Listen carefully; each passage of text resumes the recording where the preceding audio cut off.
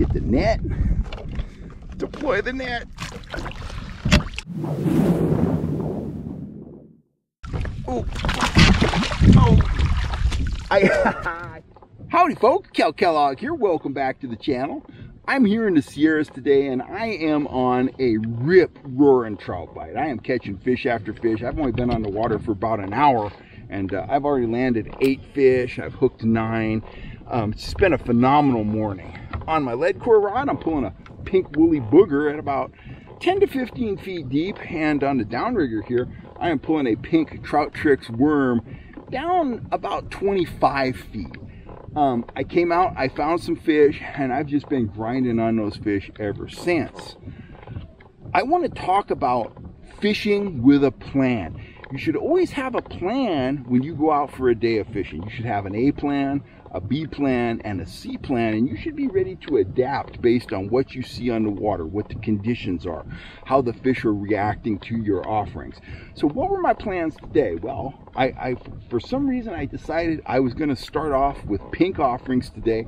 I wanted some subtle stuff that I could keep in the strike zone for an extended period of time, because I thought there'd been some fishing pressure at this lake. I know there's been guys out here pulling, you know, cowbells and worms and stuff like that.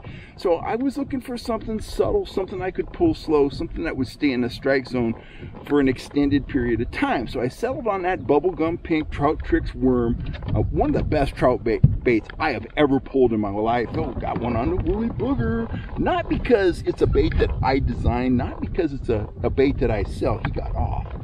But, you know, because it's true, I don't BS you guys. That is just a phenomenal bait. So the pink Trout Trix, that was my number 1 choice. My number 2 choice was a pink woolly booger paired with an action disc, but I put a couple bobber stops in there so I could give a little bit of space to kind of tone that action down.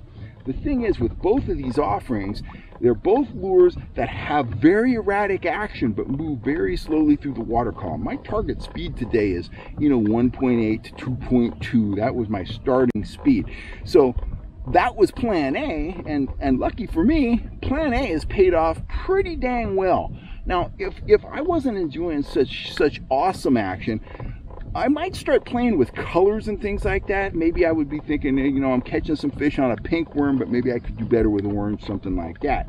But based on what I'm seeing, there's no reason to change what I'm doing right now until the fish change, they stop biting, or, you know, I have to go check out another area or something like that. My B plan was going to be small spoons.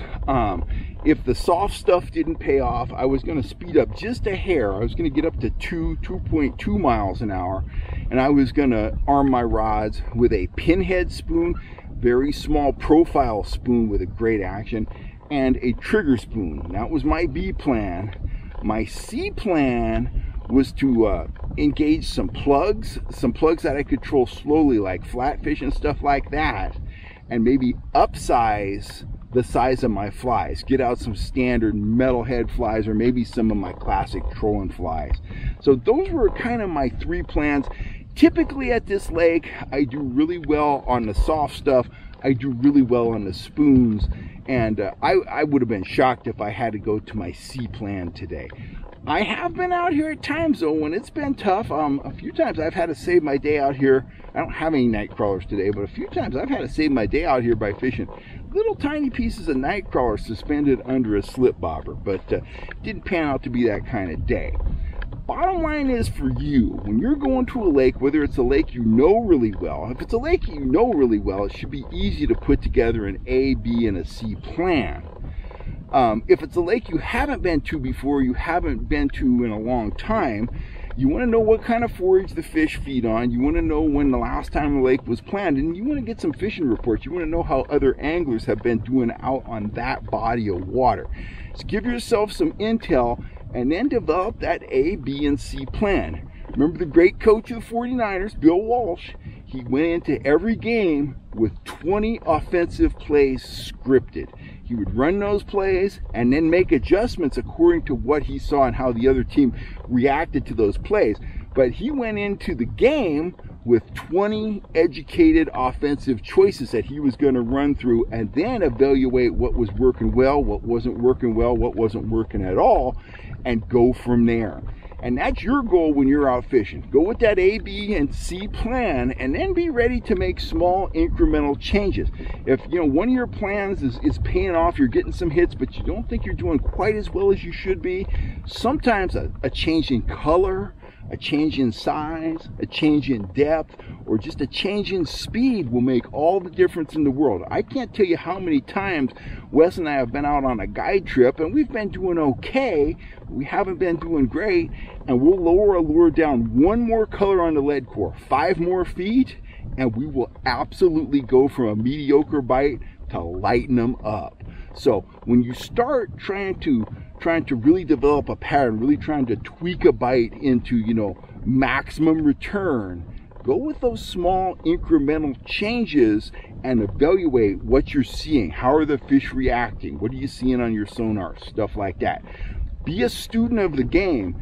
And one last tip is, when you find fish in an area, don't leave those fish. Don't be the guy that trolls in, catches a fish, and keeps on trolling.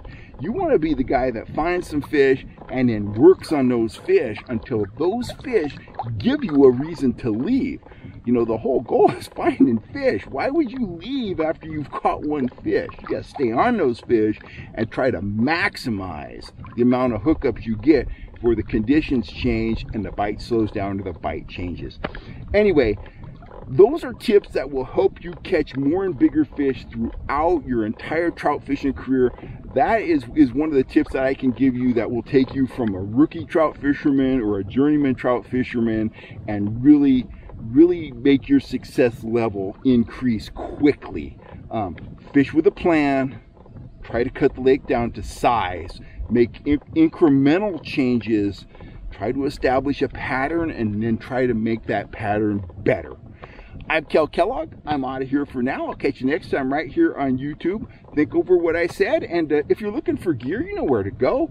FHSfishing.com. There you'll find my rods, reels, trout tricks, worms, metalhead, trolling flies, and more. I thank you guys for all the support. Thank you for patronizing my store. Without you guys, none of this would be possible, and I'm very grateful for each and every one of my viewers out there. Thanks a ton, stay safe, and I'll see you real soon, guys. I'm Kel Kellogg.